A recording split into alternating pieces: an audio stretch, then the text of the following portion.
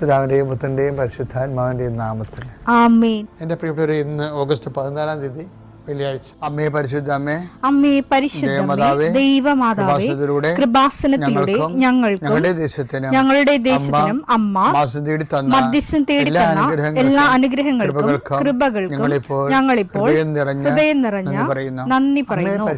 അമ്മേ പരിശുദ്ധമേ, ദൈവമാതാവേ, 2004 ഡിസംബർ 7 ഉച്ചകഴിഞ്ഞ് 2:30 കൃപാസനത്തിൽ സംഭവിച്ച അമ്മയുടെ പ്രത്യക്ഷപ്പെടലിനെ കുറിച്ച് തിരുസഭയ്ക്ക് സമർപ്പിച്ചിരിക്കുന്ന പഠനരേഖകളുടെ മേൽ സഭാത്മകമായ പഠനം ആരംഭിക്കുവാൻ ഞങ്ങൾ പ്രാർത്ഥിക്കുന്നു. അമ്മേ പരിശുദ്ധമേ, ഭൂസ്വർലോകങ്ങളുടെ രാജ്ഞിയായ അങ്ങേയ്ക്ക് ഭൗമസംരക്ഷണത്തിനായി പ്രപഞ്ചപ്രകൃതിയെ തന്നെ തിരുസഭ പ്രതിഷ്ഠിക്കുവാൻ ഈ പ്രത്യക്ഷീകരണം വഴി ഇടയാക്കണമേ. പരിശുദ്ധമേ, ജപമാല മാതാവേ, സകല കൃപാസനം പ്രാർത്ഥനയോടും ചേർത്ത് ഞങ്ങളിപ്പോൾ പ്രാർത്ഥിക്കുന്ന ഈ കുടുംബത്തിന്റെ പ്രത്യേക നിയോഗം പറ മക്കളെ.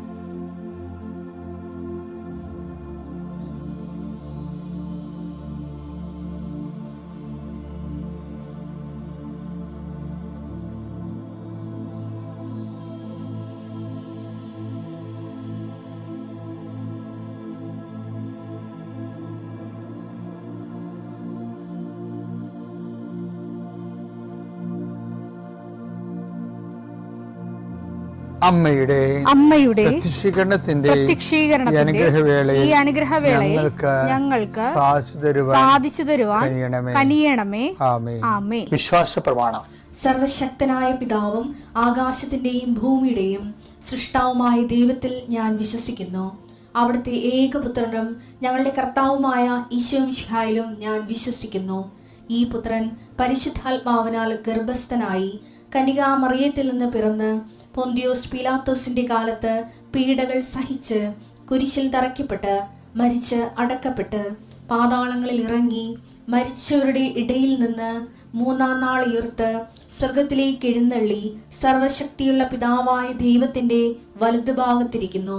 അവിടെ നിന്ന് ജീവിക്കുന്നവരെയും മരിച്ചവരെയും വിധിക്കുവാൻ വരുമെന്നും ഞാൻ വിശ്വസിക്കുന്നു. പരിശുദ്ധാത്മാവിലും ഞാൻ വിശ്വസിക്കുന്നു. വിശുദ്ധ കത്തോലിക്കാ സഭയിലും പുണ്യവാന്മാരുടെ ഐക്യത്തിലും പാപങ്ങളുടെ മോചനത്തിലും ശരീരത്തിന്റെ ഉയർപ്പിലും നിത്യമായ ജീവിതത്തിലും ഞാൻ വിശ്വസിക്കുന്നു. ആമേൻ. സുഖസ്ഥനായ ഞങ്ങളുടെ പിതാവേ, അങ്ങയുടെ നാമം പൂജിതമാകണമേ. അങ്ങയുടെ രാജ്യം വരണമേ. അങ്ങയുടെ തിരുമനസ് സ്വർഗത്തിലെ പോലെ ഭൂമിയിലും ആകണമേ. അന്നു വേണ്ടുന്ന ആഹാരം ഇന്ന് ഞങ്ങൾക്ക് തരണമേ. ഞങ്ങളോട് തെറ്റ് ചെയ്യുന്നവരോട് ഞങ്ങൾ ക്ഷമിക്കുന്നത് പോലെ ഞങ്ങളുടെ തെറ്റുകൾ ഞങ്ങളോടും ക്ഷമിക്കണമേ.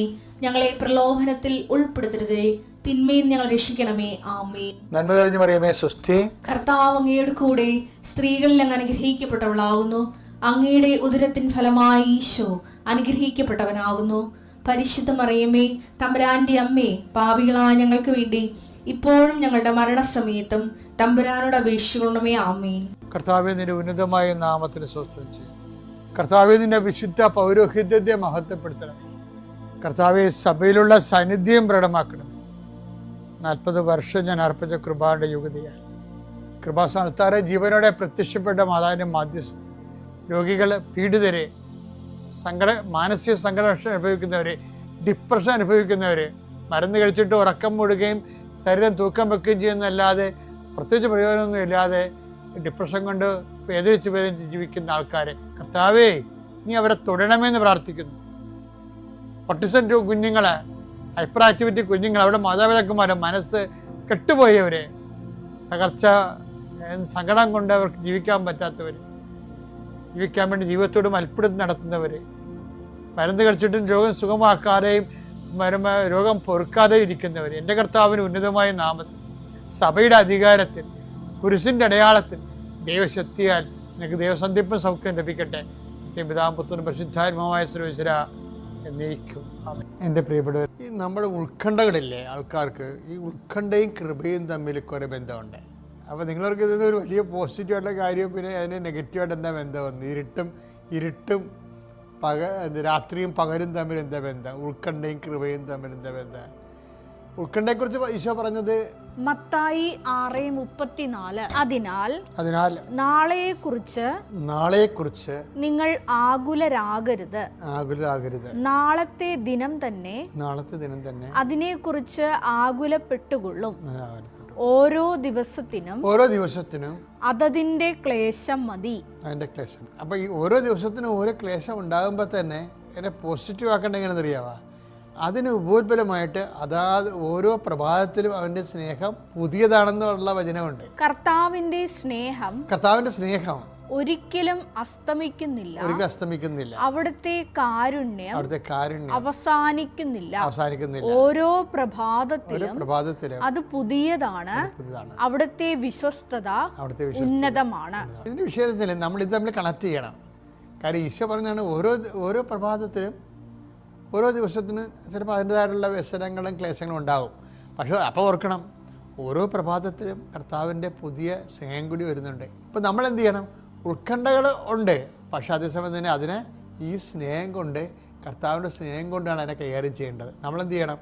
നമ്മൾ സ്നേഹത്തിൽ ഊന്നിക്കൊണ്ട്, അപ്പോൾ നമുക്കറിയാം ഒരു ആവശ്യങ്ങളൊക്കെ വരുമ്പോൾ കൃപയും ആവശ്യവും തമ്മിൽ ബന്ധമുണ്ടേ. നിനക്ക് വ്യസനമുണ്ട്, ആ വ്യസനത്തിൽ നിന്ന് മാറണം. നിനക്ക് ഓരോ ക്ലേശങ്ങളുണ്ട്, ആ ക്ലേശത്തിൽ നിന്ന് മാറണം. അതിനാവശ്യമാണ്. ആ ആവശ്യത്തിന്, ആ ഉത്കണ്ഠയെ നമുക്ക് കൃപയായിട്ട് കൺവേർട്ട് ചെയ്യാൻ പറ്റുമെന്നാണ് ഇബ്രായത്തെ. അതിനാൽ വേണ്ട സമയത്ത് കരുണയും കൃപാവരവും ലഭിക്കുന്നതിനായി നമുക്ക് പ്രത്യാശയോടെ കൃപാവരത്തിന്റെ സിംഹാസനത്തെ സമീപിക്കാം. നീഡ് ഓഫ് ദി ടൈമാണ്. വേണ്ട സമയത്തോടെ നീഡ് ഓഫ് ദി ടൈം ഇംഗ്ലീഷിൽ കിടക്കുന്നത്. ഒരു ദിവസം നമുക്കൊരു പ്രത്യേക ആവശ്യം വന്നു, അപ്പോൾ നമ്മളെന്ത് ചെയ്യും? കരുണയുടെ കൃപാവരത്തെ അതിൻ്റെ സിംഹാസനത്തെ സമീപിക്കാം. അത് കർത്താവാണ്. കരുണയുടെ കൃപാവരം അല്ലെങ്കിൽ എന്ന് പറയുന്നത്, കൃപാസനം എന്ന് പറഞ്ഞാൽ എന്താണ് ശരിക്കും പറഞ്ഞാൽ? കർത്താവ് തന്നെയാണ്. അപ്പോൾ ഓരോ ദിവസവും നമുക്ക് ക്ലേശങ്ങളുണ്ടെങ്കിൽ ആ ക്ലേശങ്ങളിൽ നമ്മൾ കർത്താവിനെ സമീപിക്കുകയും കർത്താവ് അത് കൃപയായി കൺവേർട്ട് ചെയ്യുകയും ചെയ്യുന്നതാണ്. ഈ ക്ലേശങ്ങളെ കൺവേർട്ട് ചെയ്ത് ക്ലേശങ്ങളെ ആശ്രയിച്ചുകൊണ്ട് കൺവേർട്ട് ചെയ്താണ് കൃപ നമ്മളോട് സഹകരിച്ചുകൊണ്ട് കൃപയുടെ വാഹകരായിട്ട് മാറുന്നത്.